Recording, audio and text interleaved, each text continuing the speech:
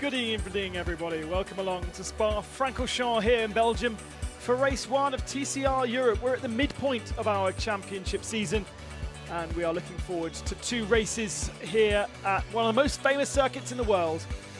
It is a favourite for TCR. We've been here many times before, and it is looking splendid with blue sky over much of the circuit, 20 degrees even at 6:30 in the evening. Track temperature a little lower than we saw earlier on, and whilst the humidity is high, there is no chance of rain. Felice Ielmini has taken the pole position with an absolutely lit lap.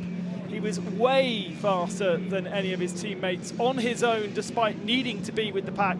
He messed up his first lap in Q2, but absolutely nailed the second, beating his much more experienced teammate Mehdi Benani by 0.4 of a second. Those two will line up on the front row of the grid for Hyundai. In the brand new for this season, Elantra, Mehdi Benani taking its first victory in Slovakia Ring a couple of months ago. The older i30 machine is piloted by Matto Hommela, and Hommela has not got this car running at all well up until this point. It was an absolutely committed lap by him. He said he couldn't go any faster, flat out through all the corners that needed to be, pedal to the metal. And he ended up on row 2 alongside Michael Ashkenaar, our one-time championship leader. He missed the last rounds in Zandvoort and really is the man to beat in this championship. Watch out to see what the Cupra man can do.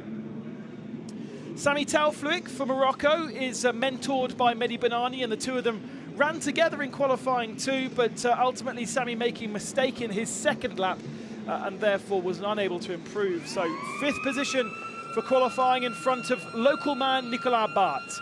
His father runs the Come To You racing team. They are obviously Belgian, and he is by far the best Audi. He has got on well with being here at Spa. He's raced in all kinds of things here around Francorchamps, and this time in his Audi RS3. Franco Girolami is the best of the Hondas. Honda as a company based not far from here, always very, very close to the Spa 24 Hours event. Usually Honda run a car in the 24 Hours as well, and it's great to have William de Bakelea with us in the paddock. Here is the best of the Peugeots, looking strong in practice, but Jimmy Claret having issues. Teddy Claret getting himself into the top 10 ahead of Isidro Calles, who made a few little errors and in fact was on course for a row 2 start, but backed out of it so that he could get a good qualifying position for tomorrow's race. The reverse grid means that he will be on the front row of the grid for tomorrow at 11 o'clock. Klim Gavrilov will be on the pole position for tomorrow. 10th position today with Tom Coronel, the very experienced driver, just behind him. But that is your top 10. Coronel disappointed with 11th, but has kept good tyres for the race. He races well around here. He'll be looking to get some decent points of a disappointment in race 2 at his home race in Zandvoort. This really is a second home race for him. He knows this track like the back of his hand. As does Niels Langeveld, who's raced here in the World Championship as well as in TCR Europe. A little bit disappointed to be the last of his quartet of Sebastian Loeb Racing Run machines, and only just ahead of Evgeny Leonov, who's 13th.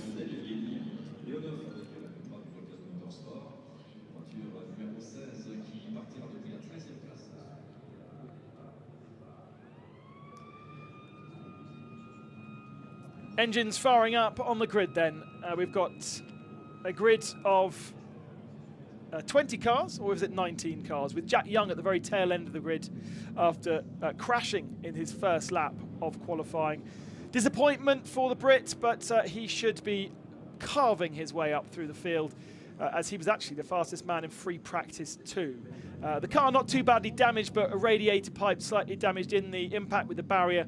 Got himself around to Blanchiment, but then had to pull off just before pit lane and therefore was unable to set a lap time. It was very simple. He was pushing too hard on cold tyres and admitted himself. So points on offer for today. He's going to have to work hard for them. Points down to 15th, so yes, he can get a couple of points pretty easily, but to get good points will be a little bit harder. And of course, we did give points out in our qualifying session. And so the championship has Franco Girolami just 8 points ahead of Michael Ashkenaar now going into this race, with Mehdi Benani up to 3rd, 2 points ahead of Jimmy Claret, who obviously had such a great weekend in Paul Ricard. Niels Langeveld 6th, Dusan Borkovic 7th. Oh yeah, we didn't even mention him. Way down the field, just did not get a handle on his Audi. And so once again, a look at the grid as we get the cars warmed up. An all Elantra front row, run by Sebastian Loeb Racing Jelmini alongside Mehdi Benani. Hommler will be looking to fight hard in his privateer, Yannick Motorsport, I-30, alongside him, Ashkana. Then Taufluik and Nicolas Burt. How does the Audi race? That's the question. It's had so much success here over the last few years when TCR Europe have been here. Honda with Girolami, lots of Honda love in the paddock this weekend. Girolami has his brother Nestor with him. We've got Esteban Guerri, we've got the boss of Honda Europe as well with us. Isidro Calles being watched closely by William de Bracalea, but also Pepe Oriola, who runs the car as well. Gavrilov, Coronel, Langeveld, and then Leonov and Martin Rieber, the two masters. Rieber, the boss of the Brutal Fish team. Jimmy Claret disappointed with 15th after having engine issues to get the car fired up at the start of the qualifying session and on the back foot. Borkovic just didn't know why he was slow, but hopefully he's found a bit more pace and trying something different with the setup going into this race. And then Pouchier, Komolambani, Galash and Jack Young. Jack Young for Honda. Has Brutal Fish, has all the knowledge that they have. It's got Esteban Guerri helping them out. His car, in fact, is a Yas car. It's prepared by Yas and then run at the events by Brutal Fish. And he's part of the Young Driver Development Program.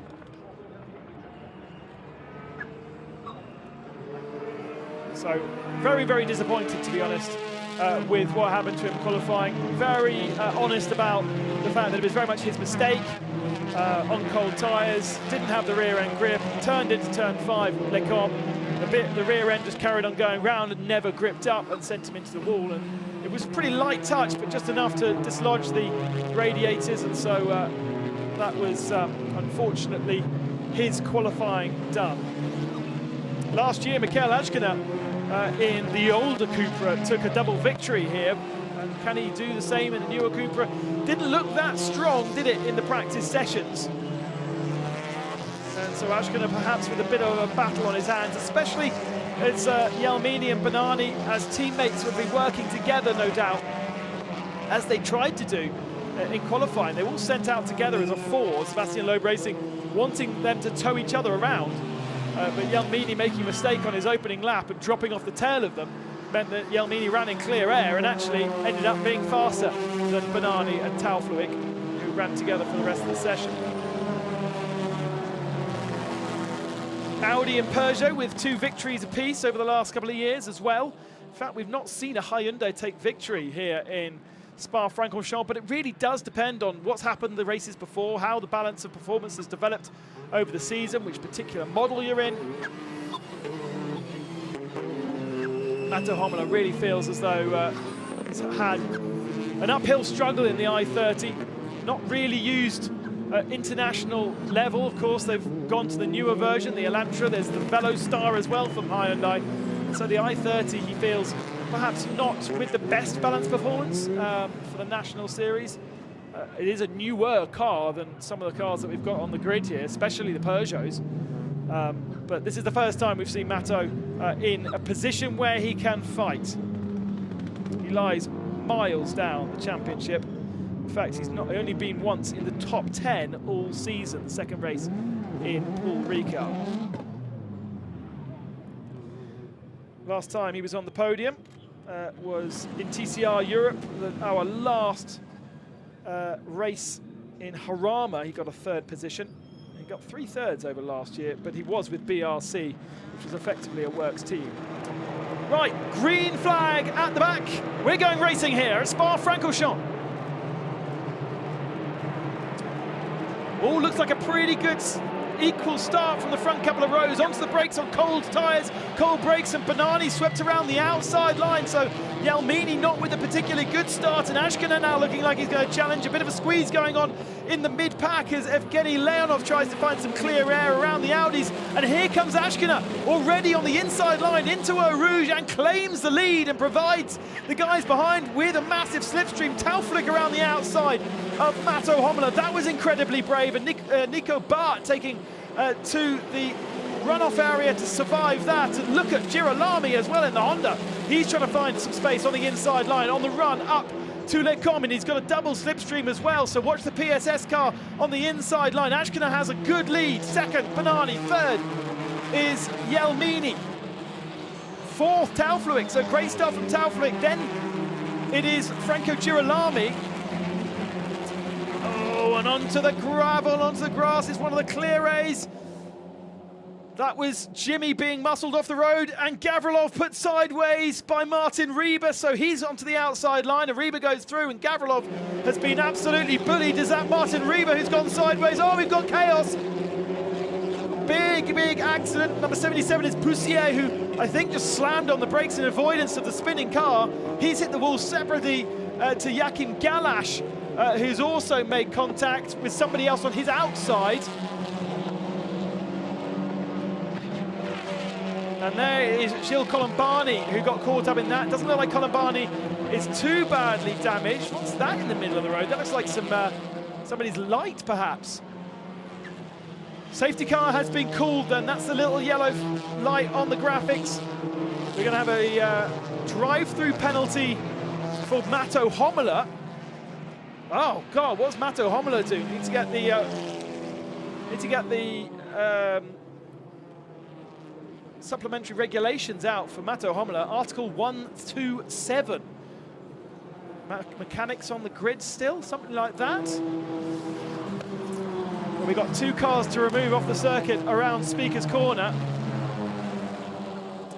And it caught out. Well, Galash and Poussier are the two that are stopped. I think it was Martin Rieber who was facing the wrong direction. Gavrilov was put into a spin as well. Claire was also hampered. I think Jack Young might have also had contact too. So we neutralise the race with Ashkina, Banani, Yelmini, Tauflik, then Matto Homela, who's behind Franco Girolami, then Teddy Claret. Nicolas Bart didn't get a very good start, did he? Gavrilov with the worst of the starts.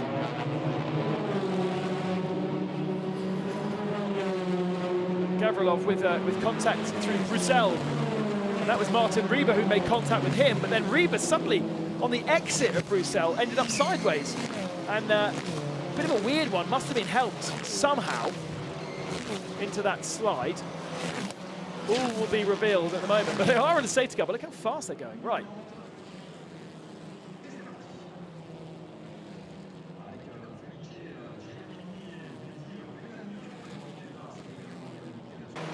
Here's the replay of the start.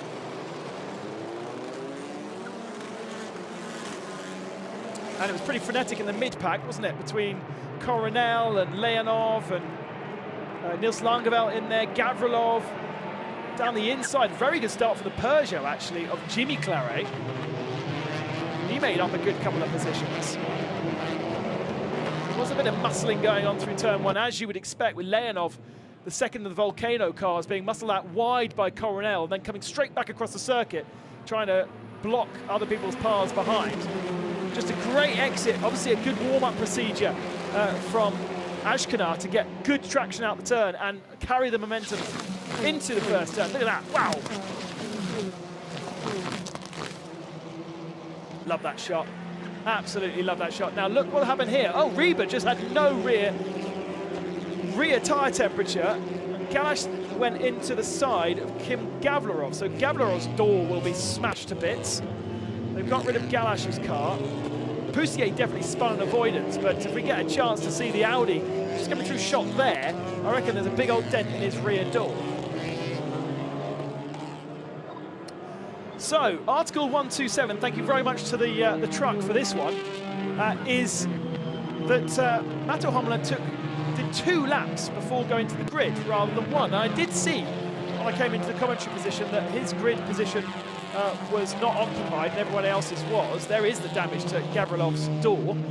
And so that is against the regulations. Now, some championships you're allowed to drive through the pits as many times as the pit lane is open. Other championships you're not.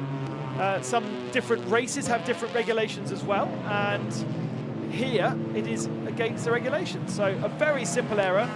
And unfortunately, Mato Homla is going to have to take a drive-through once we go back to racing. And that is going to really, really hamper him. Now, had he done that before, had the ability to do it before the safety car, he would have managed to get at least back to the tail of the field, but that has not happened. So all of that chaos was created by Martin Rieber, and Martin Rieber literally just turned into Bruxelles, and much like Jack Young had done in qualifying, the rear end didn't bite, and he just went completely broadside across the track. He has survived, nobody made contact with him. He carries on in 18th position. Jack Young, by the way, is 15th, so a couple of positions higher. And all of those in avoidance, Poussier, Galash and Gavrilov, have ended up with big damage. Poussier and Galash out of the race. Gavrilov 16th, but with a huge hole in his door. He's lucky, actually, not to have rear suspension problems on the right rear. There is the best of the Brutal Fish Hondas then, Isidro Callejas in 9th spot. So actually he didn't make a great start either because he started in 8th. Oh no, sorry, he started in 9th, so he's as was, but you would expect him to have done better with all the chaos around him. So Teddy Claret will move up into 6th position with Mato Homla taking his penalty. Coronel 10th, so he only made it up 1 spot. I wonder if, yes, so the incident between 24 and 77 is being investigated. Now 24 is Galash and Poussier is 77, so they are both avoiding another accident basically. So I'm not quite sure how the stewards are going to apportion blame to that one. Can they apportion blame to Rieber, who's parked in the middle of the circuit, and say that it was his fault that the others crashed? I mean, it was, but I'm not quite sure whether that's kind of fair considering he was out of control at the time. But you never know. You never know with stewards.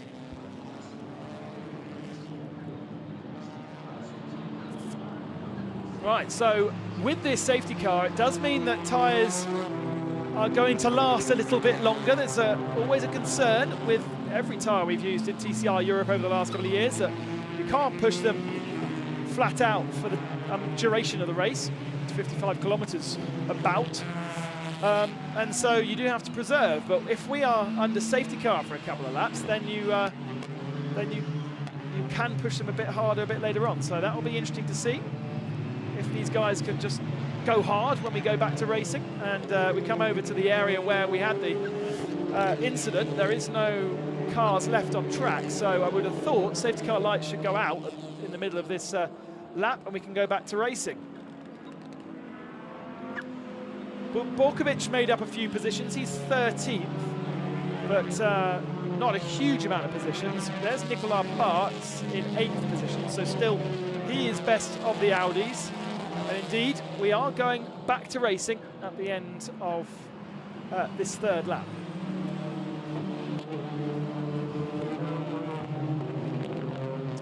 So look once more, just watch at the top of screen.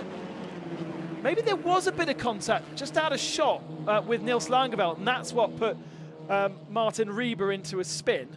And yeah, there was no contact between Poussier and Galash.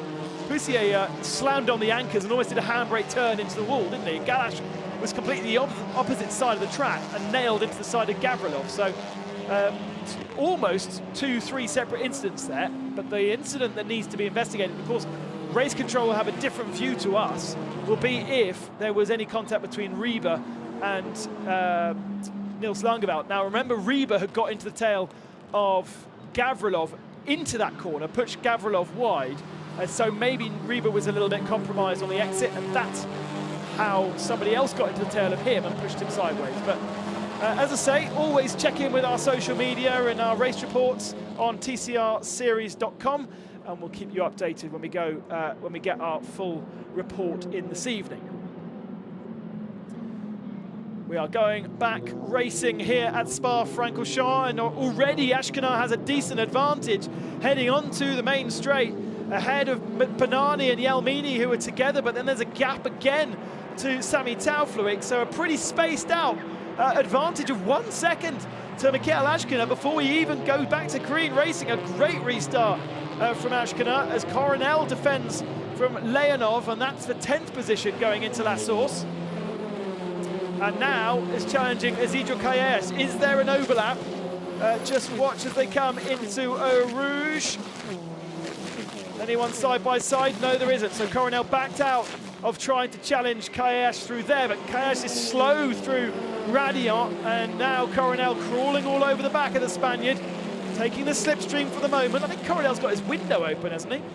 So that's not going to be particularly aerodynamically efficient, but can he find a way through? The Audi doesn't look very strong in a straight line, does it? And there is no way to find a way through along the Camel straight, which is a shame. Calles holds on, but at the moment not looking particularly comfortable, is he? Coronel is looking to really challenge here. As I said in our previous broadcast, Coronel helping him through Brazil, I think. Coronel has so much experience around this circuit, whether it be in GTs, touring cars, or even historic races. He does so much racing and tuition here at Spa as well. And behind, Nils Langeveld now down the inside of Leonov. And that should be moved done through double Gush. Leonov goes super wide. There's no way of running side by side through there. So that's one position lost for Leonov, and maybe another one. Oh, he hasn't seen Jack Young at all. Round they go. Oh, that was very, very silly from Evgeny Leonov. No way he was going to squeeze Jack Young onto the grass there. I don't know where he expected Jack to go, and Jack has survived. But look at the radiator of Jack Young's car. He's got a little bit of grass in it, and once again, he'll need to be watching those engine temperatures like he was having to do in qualifying. Calles under pressure from Tom Coronel again as they come through Curve of Poule Frère and into Blanchimont. Now look at this. Here is Jack Young.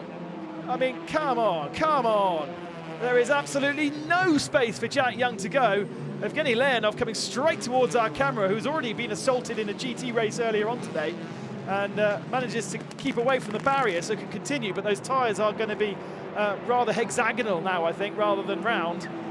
And now battle for 5th position. Teddy Claret trying to find a way past Franco Girolami. There's no way round the outside, surely, for the Peugeot, but the Peugeots look really, really strong as Matto Hommler takes his drive-through penalty. Ooh, now Jack Young under investigation for overtaking under the safety car. All kinds of naughtiness going on here this weekend. I know that they've got Ronnie in the stewards, and he's a hard taskmaster. There's a little bit of smoke coming off the back of Girolami's car. He's got a bit of body rub, I think, from where Claret has been into the bumper already, and they're still kissing down the Kemmel straight. Come on, I know we haven't been racing for a while, but this is crazy. Girolami just about holds on.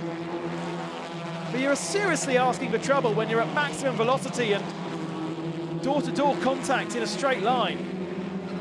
Maybe we just take all of them into the driver's briefing and give them all a talking to.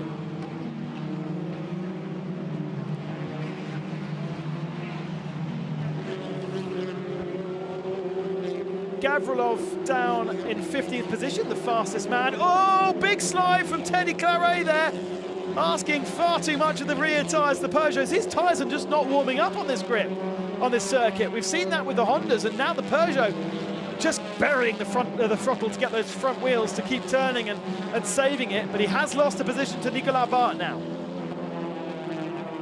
Amazing commitment and car control. Coronel slow and under pressure from his fellow countryman Nils Langeveld.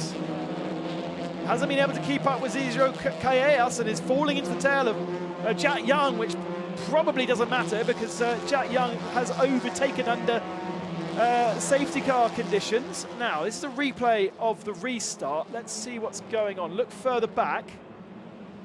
62 will come into shot in a few moments' time. Oh, yeah, he's already trying to overtake Dusan Borkovic. And yeah, you've got to wait until this. You've got to wait until the start line. Oh my God, he's gone down. Oh, he's overtaken 2 cars there. He's got to give the position back to Jimmy Claret as well, and he doesn't. So something wrong with Jack Young's T today. That's another silly move from the Irishman, and that is a slam dunk penalty. Thank you very much for the truck for finding that one. Race control don't have to worry no more. Okay, well, I know it's the other thing of having qualifying and then the race one, such a long period between them. These guys have got themselves fired up in the Spa heat. And they haven't been chilling out in the Spa in town, and they all seem a bit hot under the collar, don't they? Silly mistakes going on all over the grid.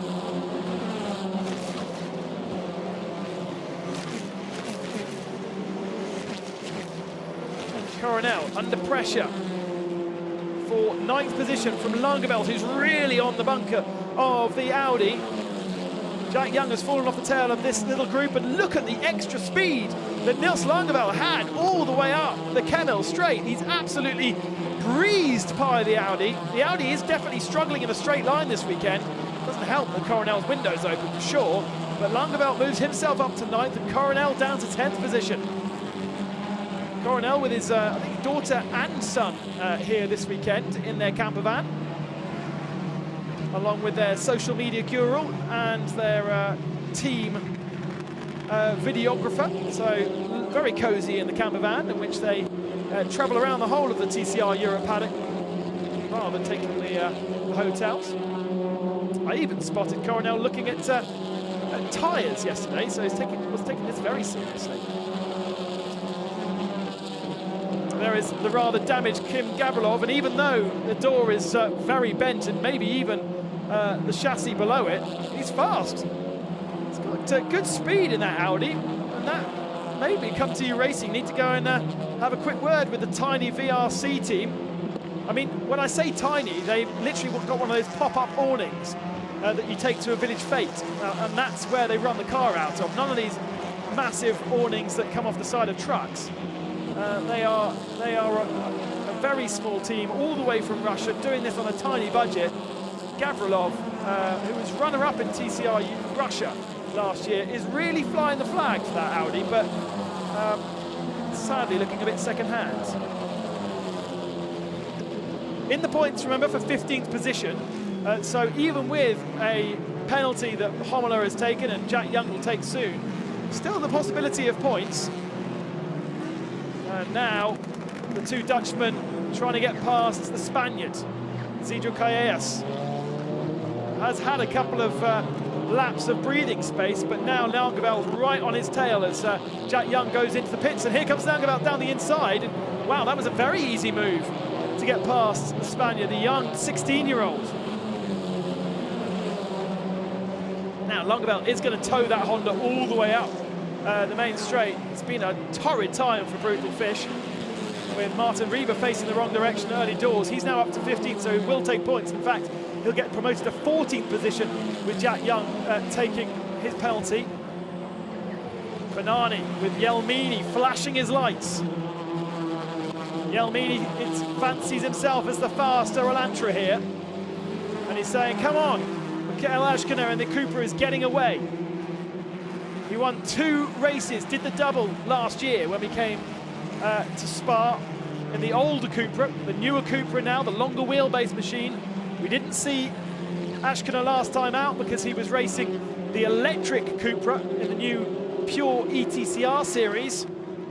But in the 4 races that Mikael Ashkener has done this year, he's had 3 podiums, and he really is the man to beat, and he's showing that again here at Spa. Right, now car 16 has been given a 5-second penalty for causing a collision. That is Leonov. 5 seconds for squeezing Jack Young off the circuit. I suppose in the end he penalised himself as well by being spun around, but you know, that was a pretty dangerous move. That could have ended up in a big old accident. As Coronel drifts his Audi through Fagnes.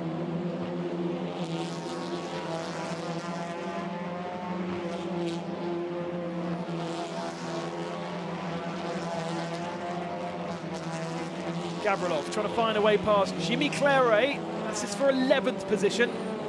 And one of our closest battles on circuit. There is confirmation of that penalty for this man's teammate. Mikhail Ashkina here to help Evgeny Leonov. They do a huge amount of data work between sessions. Look at the videos, compare what Ashkina is doing to Leonov, try and get Leonov up to speed. And lots of homework done by the Russian. Did spot Ashkina up in the GT pits though, playing on the sim. And this is the reason for that 5-second penalty. All right, he couldn't get out of it there, and I suppose he was then helped round. So I feel like stewards are being nice to him there, but ultimately there was no way that he was kind of, I suppose what you could say is he's placed in that compromising position. And look at the scuff from the PSS, Franco Girolami Honda, as he goes into the compression of Eau Rouge. The suspension is compressing so much that the front left wheel, is scuffing on the bodywork, creating a smoke.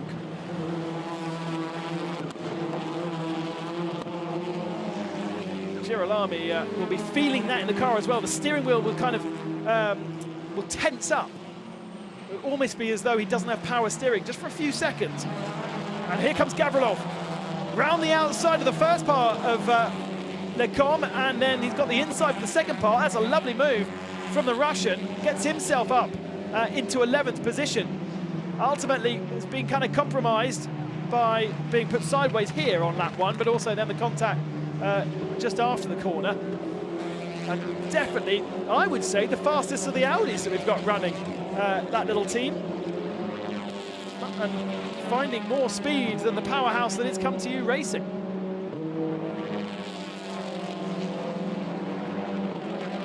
Now, Coronel still behind Kayesh, but Langebelt has checked out, hasn't he? Langebelt 2 seconds up the road, so Kayesh later on in this race really struggling with that Honda. And we've got another car slow on track. Oh, Jack Young. Now, what's broken there? Don't park it on the track, Jack. We want to keep this race going. Maybe there is an access road just behind the trees there. But no points definitely then for Jack Young. Something has gone kaput. He's done his drive-through penalty. He's been squeezed off the circuit. I was a bit concerned about the radiator temperatures because he did go on the grass when he was squeezed by Leonov, and we did see a bit of grass in the radiator, but it was only covering about a quarter of the radiator. So maybe again, that car has shown it's overheating, and therefore he's parked it in a good spot, and the marshals can easily push him behind the barriers. They've had a lot of work to do down there at Speaker's Corner, and of course thank you to all the marshals around the circuit who have to do big long days at the 24 Hours of Spa. They're all on shifts, but we've got racing, huge package of racing throughout the day.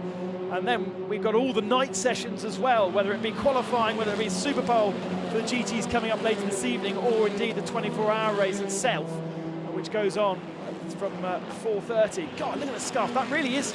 I wonder if he's bent something, because that's a bit concerning. That's almost kind of slamming on that front left wheel as though it would be a brake, and that will cause the car to almost turn left a little bit. So Girolami will be feeling that weird. We've seen that the last couple of laps. So here we go again. This is what I'm talking about. Look at the left. Oh, okay, so right front happens through the left, and then a lot on the left front. So the car is soft on the front end then, maybe to make it turn, but that's a concern for the longevity of the tyres, no doubt. Honda will be looking at that. PSS will be looking at that. They'll be scratching their heads and seeing if they can do a setup change for tomorrow. Or is it that the ride height is too low and then, in fact, he won't even pass scrutineering because of some kind of damage? We see that in touring cars enough, don't we? Right, so here's a Borkovic, Claret, Reba Leonov battle going on here. And I think Claret has dropped behind Borkovic, having dropped behind Gavrilov the lap before. So Jimmy's not having a fun time this weekend, whereas Teddy's up in 7th position. Leonov and Reba, the two diamond drivers, our gentleman category in TCR Europe. They've had their fair share of action, haven't they? Actually, Leonov isn't part of the diamond. Oh no, and Rieber's up. Rieber is... What's happened there? Uh-oh, we're coming up to the same place as Leonov's favourite point in Fagnes. Oh no, just doesn't even see the braking zone that Martin Rieber, and just put Rieber into a spin. All right, well, he's had a 5-second penalty. Perhaps he should have a bigger penalty now, stewards. That was a slam dunk. Meanwhile, teammate is having a very nice run of things at the head of the field. More contact further back, and that is Teddy Claret and Niels Langeveld, who's on a recovery drive.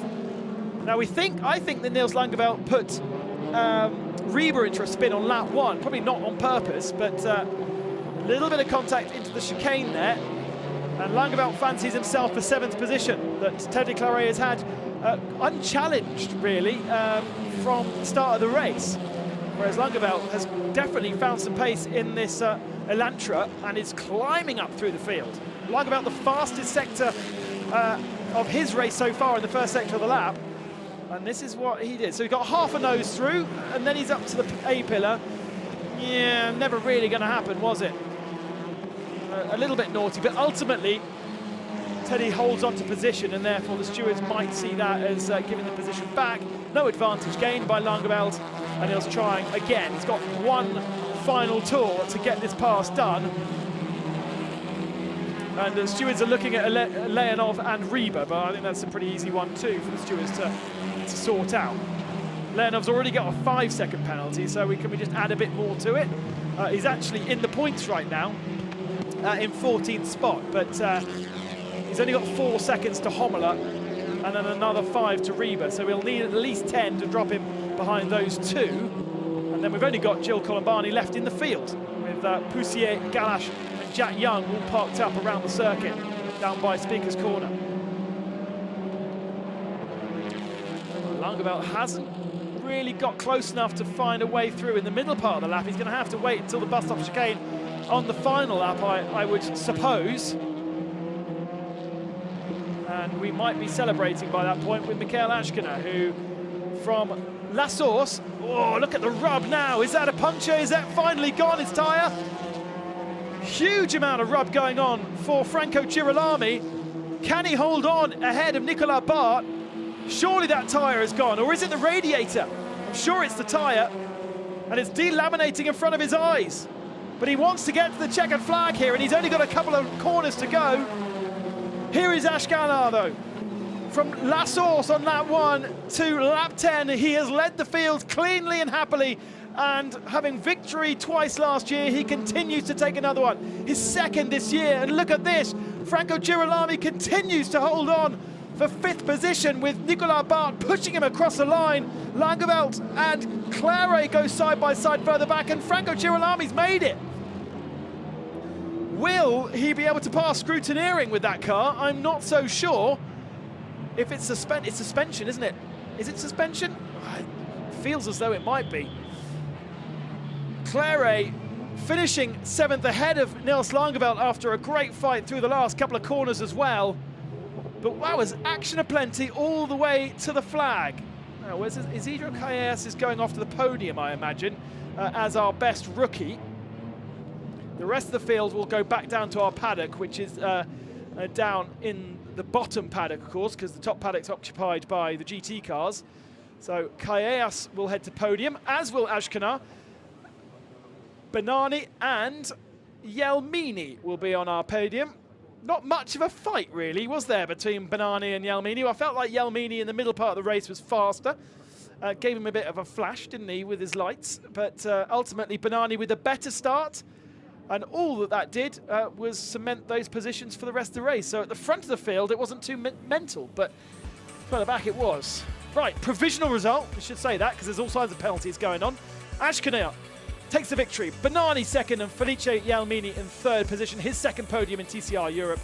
Telflick missing out on the podium in the end by just a 2nd. And then Franco Girolami holding on with massive tyre rub in the second half of that race ahead of Nicolas Bart, the best of the Audis. Teddy Claret, best of the Peugeots. Niels Langeveld with an impressive recovery drive in 8th. Isidro Calles 9th. Tom Coronel didn't do anything, 20 seconds down in the end, in 10th position ahead of Kim Gavrilov. And Dusan Borkovic will pick up points for 12th. Jimmy Claret 13th, Mato Homler 14th, and at the moment, Evgeny Leonov in 15th. But I think we might see Martin Rieber promoted at least one position after their contact. Gilles Colombani, the last of our finishers, and then Young, Poussier and Galash parked up around the middle part of the lap after contact on lap 1 between Poussier and Galash, although separate contacts, and then Jack Young retiring his car, probably, we think, with a blocked radiator and therefore overheating.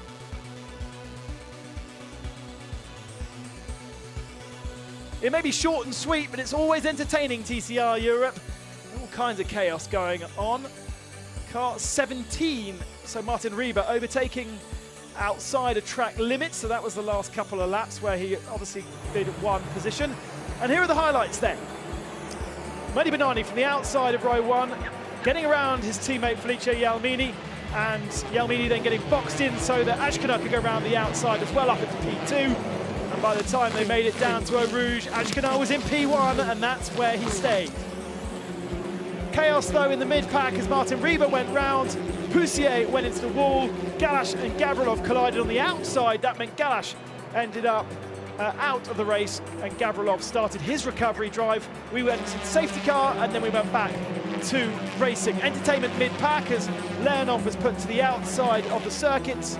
That was Nils Langebelt getting past, but then Leonov tried to shut the door on Jack Young. That wasn't very possible, and Leonov went for a spin in Fagnes.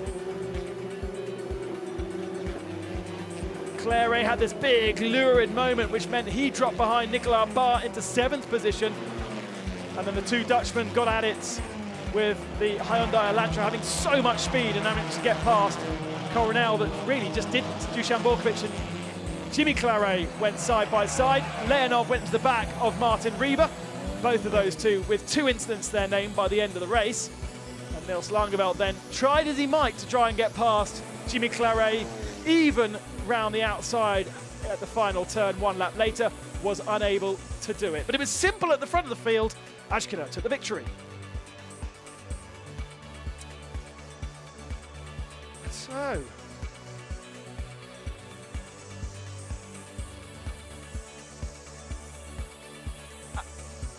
Ashkana takes the victory by 2.6 seconds. His second victory of the season, his third victory here at Spa, because we came here in October last year and he took both victories. Can he do that from, what would it be, P6, P7? Not sure he can. But tune in at 11:10 tomorrow morning, Saturday morning, for our second race. We won't be racing on Sunday because, of course, we're supporting a 24-hour race, which starts on Saturday afternoon. So our second race is Saturday morning, 11:10 local time here in Belgium. Convert as appropriate. And it will be Klim Gavrilov who'll be on the pole position. I'm really excited to see how he gets on. He seems to really have the pace here, even with a door that was definitely misshapen by the end of that last race. Now, we were hoping to get a podium, but such is the way that the pit lanes work here at Spa. Most of the field have been sent down into the paddock. The top 3 were sent up to go to the podium, but seem to have ended up in the paddock. So it might take a bit too long to get to our podiums. And of course, we've got so many races happening here at Spa that we have to keep that schedule running. So here is Isidro Callejas. He's managed to make it to the top pits. Martin Rieber's in the top pits as best diamond driver, but the top 3 themselves don't seem to have made it. So Callejas can celebrate being the best rookie. Rieber can be the best diamond driver, but the rest of them are going to slightly struggle to celebrate. What's Nicolas Bart doing up there? I suppose he might be something. We've got different, we've got rookie, we've got junior, so maybe Nicolas is junior. Then we've got diamond, so we've got 3 different small classes as well as our top 3 overall as well. So maybe those guys have got there. Oh, well, we'll have to go onto social media to hear the reaction from Michael Ashkana. We'll have an interview with him on our social channels once I get down to the paddock, which is a long walk. My feet are tired already, but that's my first world problem here at Spa-Francorchamps. And I guess we will meet again at 11 o'clock tomorrow morning, just after 11 o'clock, with our race start. And it is a reverse of the top 10. So as I say, Gavrilov will have the pole position and Isidro Calles will have second. Oh, there are people. This is good news. So Martin Rieber's up there, Calles is up there, Nicolas Bart's up there. So those are all the separate guys.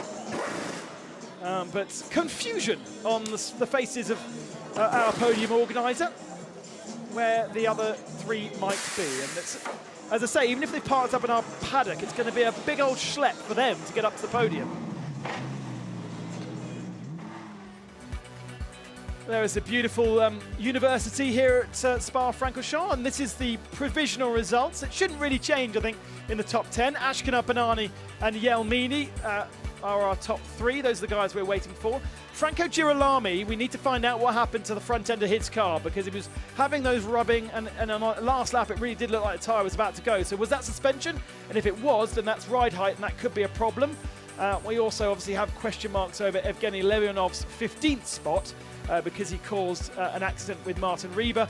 Has a 5-second penalty. Now, presumably that result has that 5-second penalty already added, but then he's got another one that's still pending. So Martin Rieber might find himself with a single point.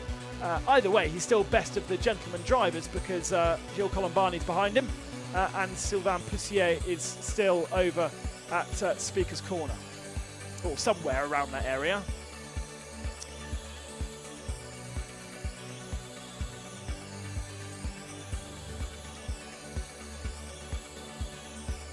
There's the beautiful sights around the Spa-Francorchamps circuit. Weather's looking good for the weekend. Maybe a little bit of rain on Saturday afternoon. Is just a local shower, but we're racing Saturday morning for TCR, so shouldn't be too much of a problem for the touring car runners, but maybe a head scratcher for some of our GT racers in a couple of hours into the 24-hour race. Such is the weather here at Spa. I'm in a box kind of in that building that you can see right there, and I'm looking at dark clouds. But you are looking at blue sky, which is kind of over the rest of the circuit, where the old Grand Prix track used to wind its way down through Bernville and down to Stavelot villages.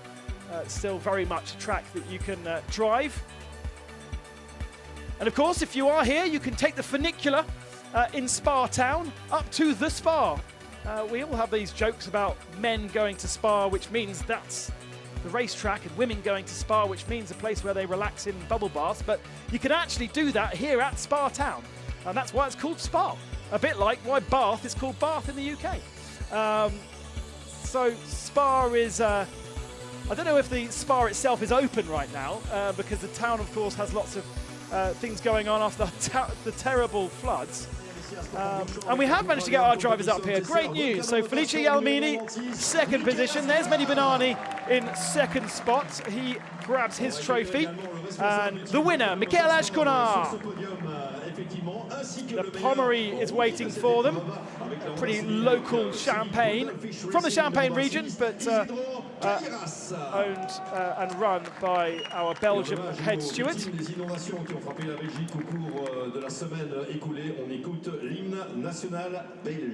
And yes, in honour of the tragedies around this area, rather than the Spanish national anthem, this is the Belgian national anthem as a respect for those tragedies that have happened around the area today.